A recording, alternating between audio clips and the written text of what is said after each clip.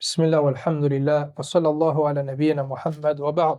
Voilà une semaine que on est en train, chacun d'entre nous ici présent, chacun en fonction de sa capacité, de fournir des efforts avec notre jeûne, avec la prière, typiquement la prière de Tarawih, ce qiyam qu'on fait, et toute une multitude d'autres actions parmi lesquelles on juge chacun d'entre nous utile. Et ça fait une semaine que nous jeûnons et que nous prions et que la fatigue commence à s'installer.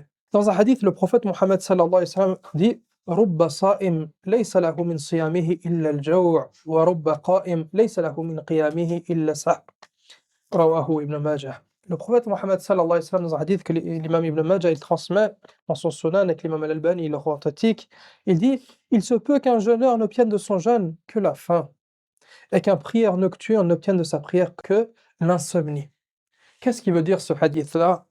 Eh bien, tout simplement, c'est le danger qui peut guetter chacun d'entre nous ici. C'est le danger que un acte extérieur soit sans aucun fruit.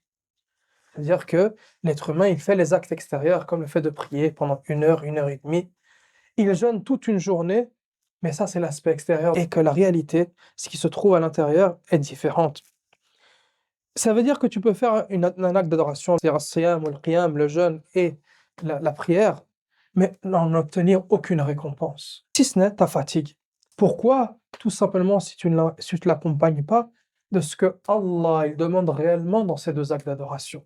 C'est-à-dire la piété, la taqwa, comme on l'a cité par le passé, al-ikhlas, la sincérité, et également le fait que ces actions-là t'amènent à un changement dans ta personnalité, dans le fait de délaisser les péchés.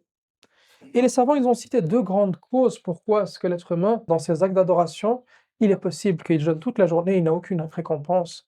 Il prie toute la nuit et il n'a de récompense que la fatigue, que l'insomnie, et que pour le jeûne, il n'a de récompense que la faim. La première d'entre elles, c'est le manque de sincérité, le manque de ikhlas. C'est-à-dire que l'acte, à la base de l'acte, eh bien, il est touché dans son fondement même, dans le cœur de l'acte, dans l'âme de l'acte. Eh bien, il n'est pas fait réellement pour Allah Ta'ala, mais il est fait pour être vu des gens. Masha'Allah, le frère, il est toujours au premier rang. Masha'Allah, l'imam, il a une belle voix. Masha'Allah, le frère, il est parmi ceux qui, dès qu'il y a une possibilité, il est toujours le premier dans le fait de le faire. Ou tout simplement une habitude. L'intention, on oublie des fois, mais il faut la faire revivre. On jeûne parce qu'il faut jeûner. On prie parce qu'il faut prier. Je viens à Tarawih parce que tout le monde vient à Tarawih. Ou tout simplement sans avoir une intention qui est pure. Et l'acte en lui-même, il est là.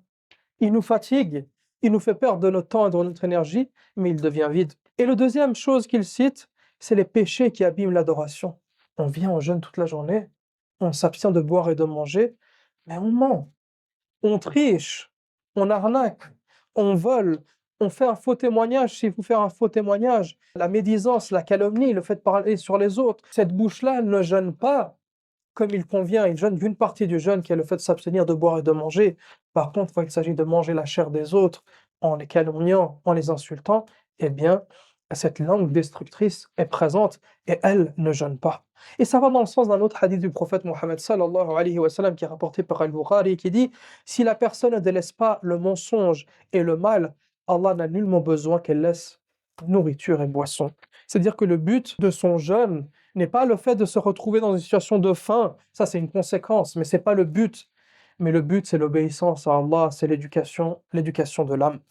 As-siyam, le fait de jeûner, al-qiyam, le fait de prier la nuit, ce sont pas seulement des efforts physiques qu'on fait. Lever, prier, salam, on se relève et ainsi de suite. Où on sent la faim et qu'elle nous touche et qu'elle nous fait mal, entre guillemets, dans les intestins, c'est pas ça qui est voulu par le jeûne. Si cela n'est pas accompagné par la réforme du cœur et du comportement.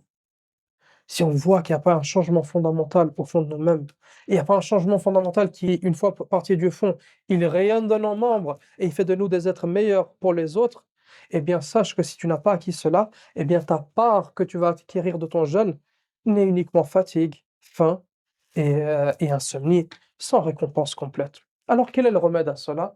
4 points faciles, Inch'Allah. Le premier d'entre eux, c'est le fait de renouveler un tajdid an-niyya. Renouveler l'intention, qu'on se rappelle pour qui on fait cela, pour qui on jeûne, pour qui est-ce qu'on prie, qu'est-ce que Allah il attend de nous. Deuxièmement, essayer un maximum de protéger cette langue, qui est celle qui va projeter, comme il est cité dans le hadith, les gens dans le feu de l'enfer. Faire attention aux mensonges, aux calomnies, aux insultes et autres. Et troisièmement, protéger les yeux et le cœur, éloigner le regard du haram, aussi petit soit-il. Et la dernière d'entre elles, si on vient malgré tout à faire un péché, si on vient malgré tout à tomber, eh bien tout simplement se relever et demander pardon et revenir repentant devant Allah subhanahu wa ta'ala.